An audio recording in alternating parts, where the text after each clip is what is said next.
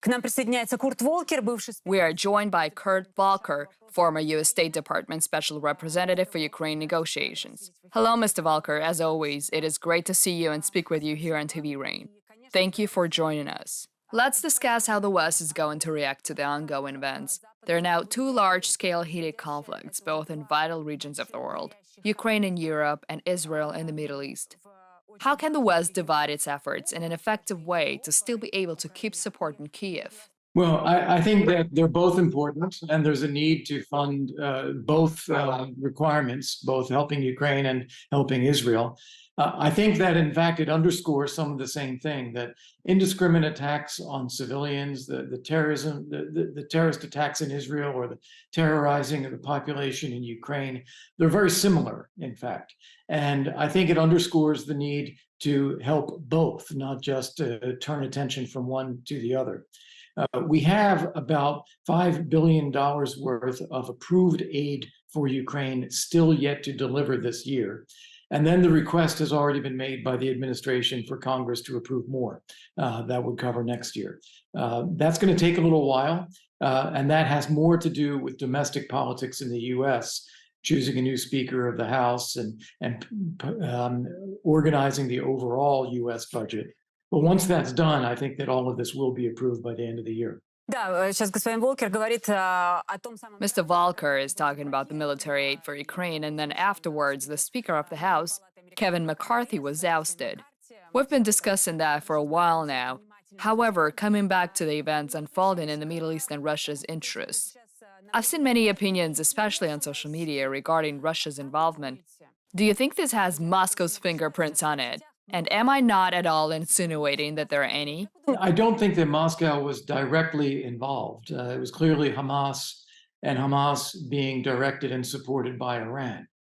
But what's interesting is that Russia has now become dependent upon Iran for drone attacks against Ukraine, for example, buying them from Iran or producing them in Russia. So when Iran decides that it wants to launch Hamas, Russia, which has previously had a good relationship with Israel, did not object or was not in a position to object. And so that kind of passive green light from Russia encourages Iran to go forward, and I think really changes Russia's positioning in the Middle East, being much further removed from Israel now. Я бы хотела продолжить этот разговор, если позволите. I would like to continue this conversation if you'll allow me. It seems that the world got divided in half. On the one hand, you have the West, Israel, which the West supports.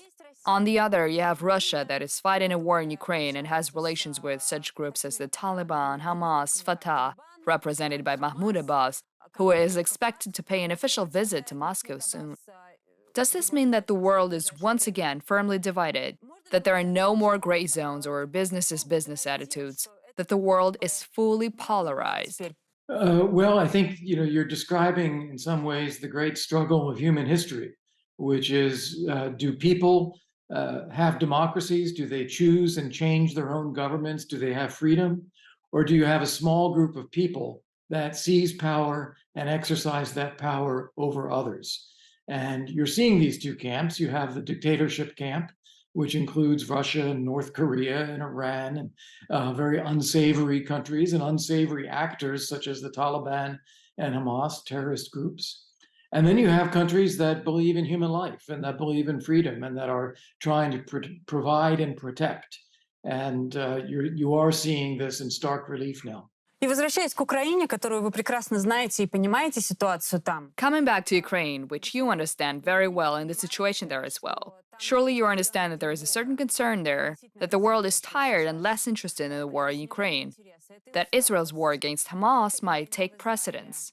There is worry that the world's gaze is no longer as fixed on Russia's war against Ukraine as it used to be. Are we seeing the global interest in the war in Ukraine lowering right now? Well, I think that in the short term, there is going to be more focus on Israel. That's just the nature of the newness of this conflict and the brutality of the conflict. And in the United States, of course, there are American citizens that are hostages held by Hamas right now. So that creates quite a bit of attention. However, I think that the sustainability of Western support is greater than many people give it credit for. I think the US will come through. I think Europe has come through financially with a great deal of commitments. I also think that the war has changed yet again. We went from expectations of a large Ukrainian counteroffensive to take territory to see that Ukraine is using its own homemade drones to push the Russian Navy back away from Sebastopol and away from the Ukrainian coastline. They've been able to hit more military facilities inside Russia. And I think that's going to continue as well. So you're seeing yet another change in the nature of the conflict, which is again moving it slightly in Ukraine's favor.